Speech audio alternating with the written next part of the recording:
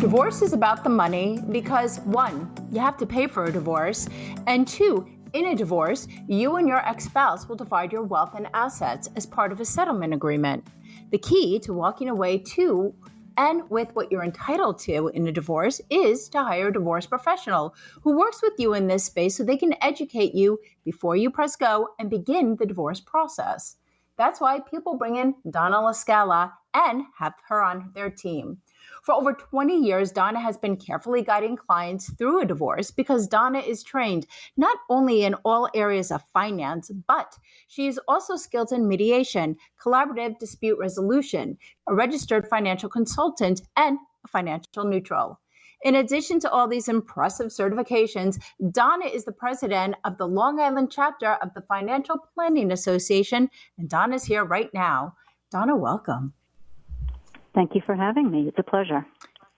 Always a pleasure to have you. And as we've been saying a lot this month, January is divorce month. So for those preparing to file for a divorce from their spouse, how should they get their finances ready?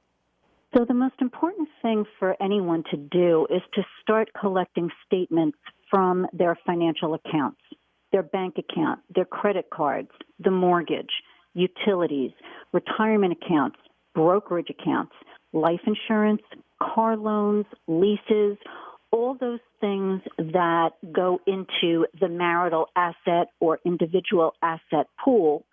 And this way, when you go to meet with your CDFA or your attorney mediator, you'll be ahead of the game when it comes to being able to speak about your current financial situation. Now, the good thing is in January, because December 31st is the end of the prior year, and that was just a few weeks ago, all companies will be sending out some kind of a statement. The issue for some people is that if you're not the one who has access to those statements, it might be a little bit more complicated. But you need to know that some companies don't necessarily send out monthly or quarterly statements anymore, but everyone has to send out at least an annual statement. So they do a year-end statement, which usually is a compilation of the entire year. Now, if this isn't necessarily in print format, because a lot of things are just electronically delivered these days, and if you're not the one that handles the finances, it could be a bit trickier since you may not have access to the username and password for the online account. But here's the thing. When you're working with a professional, whether it's a registered financial consultant, financial advisor, whatever you call that person, or you're working with someone like me as a CDFA, it can be extremely helpful because we can get to that information and we can help your attorney or your mediator request those statements from your spouse, from your spouse's attorney if you're going through litigation, or as a mediator working with both of you, there has to be full disclosure. In the collaborative process, there has to be full disclosure. So all of that stuff will actually be compiled, and the information can be put into a format that is usable and understandable so you get to have a good picture of where your finances are. So that's why divorce month being January, because, we start off the new year and say, okay, I'm not so happy with this situation. It's good because December 31st is the year end, so the information is more readily available. Someone getting divorced in the middle of the year may say, okay, well, my company doesn't send out a monthly statement. They only send out a quarterly statement, so now I have to wait 2 months to get a new statement. So the year end is really the key here. Why should a person who is planning to file for a divorce be conservative when it comes to spending money? So it's not really just divorce. I caution people in any time of extreme change in that person's life, it's wise to be more conservative when it comes to discretionary spending, the stuff that you want versus the stuff that you need. That's discretionary spending. It's going to be a big adjustment for the family. They're going to separate households. They're going to separate finances, and individual budgets need to be created for these two new households.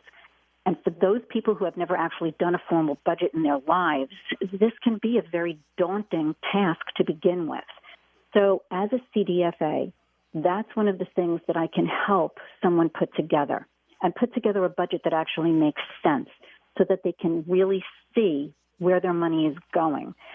we've become a very immediate gratification, delayed response society. We swipe the plastic, whether it's a debit card or a credit card, and you don't really see the statement until a month later because not many people actually check their accounts regularly. So you forget where that money is going. So I tell people this time of extreme change is not the time to be making large purchases that don't come under the heading of food, clothing, and shelter. And by food, I'm not talking about eating out at restaurants every night of the week. And by clothing, I'm suggesting that you look at the designer labels and you may want, but you have to realize that this is a luxury item and it may not necessarily fit into your budget. Now, I'm not just talking about, the everyday Jack and Jill. I'm talking about people also that have high net worth, because they also have to get real with their finances. I caution them to hold back until they see where the dust settles. And then they're going to have a more realistic picture of what their new normal looks like and what their budget actually should be. So you have to be a little bit more conservative during this time of change, and that goes for any kind of radical change. Yeah, and that's going to lead into my next question. How can a person not and avoid stepping on a landmine? Because if they do, they could be setting themselves up for a financial disaster, especially during a divorce. When, listen, if you're in a contentious situation, those legal bills just keep coming from the attorneys, and the attorneys want to get paid. Absolutely. And so there's two really major areas where people don't even think about the potential landmine that they can be stepping on. And I'm so glad that you asked this question, because it's very important for people to be aware of two big things. The first thing let's talk about is your credit report. It's very, very important that you actually get your credit report printed out, not just know what your credit score is. The problem with separating marital finances is that people forget it's not just about the assets. It's also about the debt. And this is a huge potential landmine, because even though your individual name may not be on that credit card or that car loan, debt accumulated during the marriage is a joint marital obligation unless you can equivocally prove otherwise. So just like assets, all assets accumulated during the marriage are marital assets. Same thing goes for debt. So when you're pulling your credit report, it's not just about knowing what your score is. What's really important is knowing all the things that could potentially be in your name. What are your obligations? There may be joint accounts that you're not even aware of. You should also get a copy of your spouse's credit report for the same exact reason, because you are linked together in many, many ways because you've been filing joint taxes. So it's very important to know what's on your spouse's credit report, not just their score, the actual printout. Now, the second big landmine is taxes. The thing that most people don't understand is the potentially long-term ramifications of what they decide to split in the marital pool, what you accept and what you give away. Many people try to trade apples for oranges, and they don't think about the capital gains taxes on a house or a stock portfolio, or the tax impact of distributions from a retirement account. And they think that just because the bottom line numbers may be equal, that this is actually what we consider equitable distribution, and it's not. So when you look at a marital residence, for example, and it's $750,000 of equity value, that is not the same as $750,000 in a 401k, because every penny of the money that comes out of a 401k is taxable upon distribution. But depending upon the initial value of the house and what your capital improvements were, your cost basis could actually be higher than your original purchase. So if your house is worth $750, but your cost basis is $700, you've got much less of a tax impact on the sale of a house than you do on the distribution of a 401k. So using those two things to equate to each other is a huge potential landmine that people don't even understand that they're about to step on and blow themselves up. They really need to do the work and sit down with a professional and understand everything that is in each of those columns and the ramifications of all of it. Donna LaScala, President of Comprehensive Divorce Solutions, thank you so much for joining us. I love to read, especially articles, websites, and any kind of research, stories that talk about divorce. I love to discover information on a law firm's website and get caught up in the content they promote on their homepage. For example, one site stated people are 75% more likely to end their marriage if they have a friend who is divorced. Another site indicated that while it has been widely reported fewer people are getting divorced, it also goes on to say fewer people are getting married too. What's the takeaway here? Regardless of the decision you make to stay single, get remarried, get a divorce, you are not alone.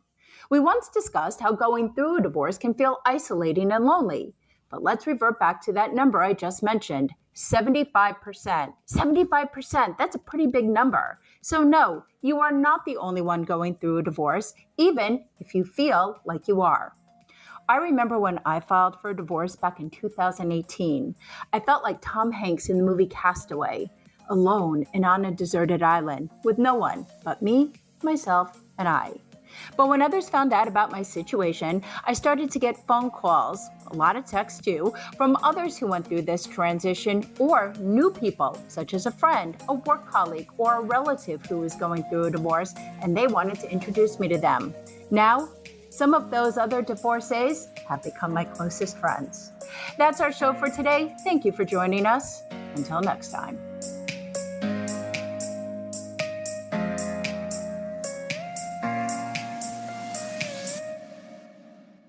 At Comprehensive Divorce Solutions, Donna LaScala provides the tools for people to deal with assets, debts, equitable distribution, and retirement in divorce negotiations. We hold your hand during and after the divorce process, providing a roadmap of what happens next and into the future. Divorce is difficult whether you're initiating it or not. It's fraught with emotion. When you deal with emotions, you are not dealing with logic, making it more difficult to decide what to do with your money. Hiring a professional to assist you in walking down the money path is crucial to avoiding potentially costly mistakes. Donna's goal is to make sure that each individual knows how they are going to be able to survive and thrive during and after divorce. As a CDFA-trained mediator and collaborative financial neutral, Donna helps people get unstuck and move forward towards their post-divorce future. Call Donna LaScala at 516-218-6919, 516-218-6919.